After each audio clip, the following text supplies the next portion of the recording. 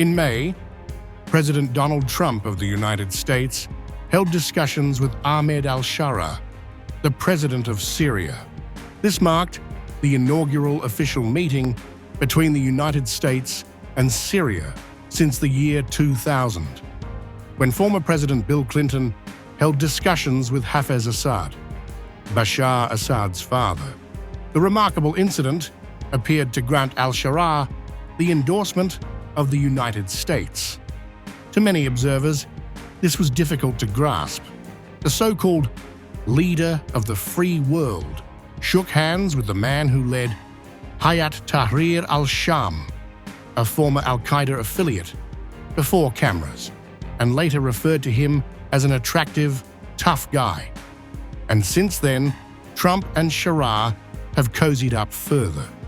Now, Trump, an unapologetically pro-Israel US president, has a surprising message.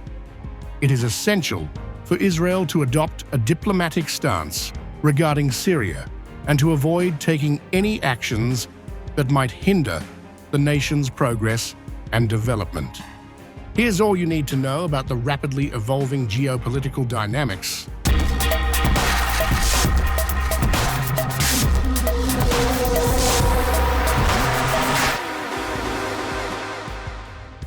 After the Saudi meeting in May, Trump hosted Syrian President Ahmed Al-Sharaa for a first-of-its-kind White House meeting just last month.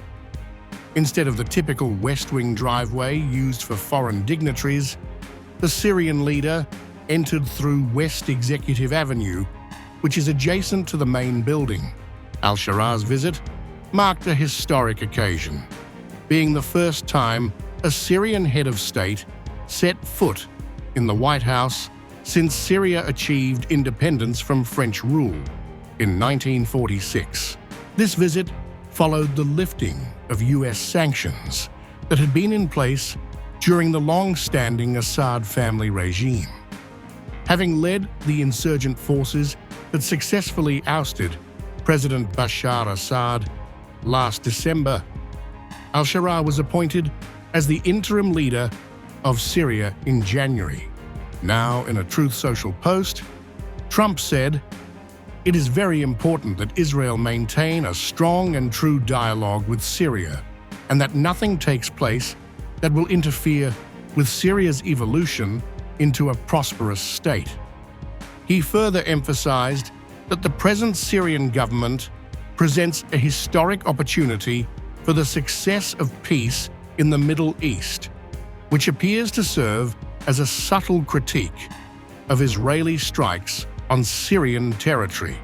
However, Israel's concerns regarding Sharaa's real intent have refused to die down. In 2024, former Syrian President Bashar Assad took the Great Escape route. As per the Washington Institute, the fall of Damascus signaled a dramatic new phase for Israeli operations. As Assad's forces dissolved and concerns grew about hostile actors potentially seizing the regime's weapons, the IDF wrecked most of the Syrian military's strategic assets. The IDF also took over abandoned commanding positions.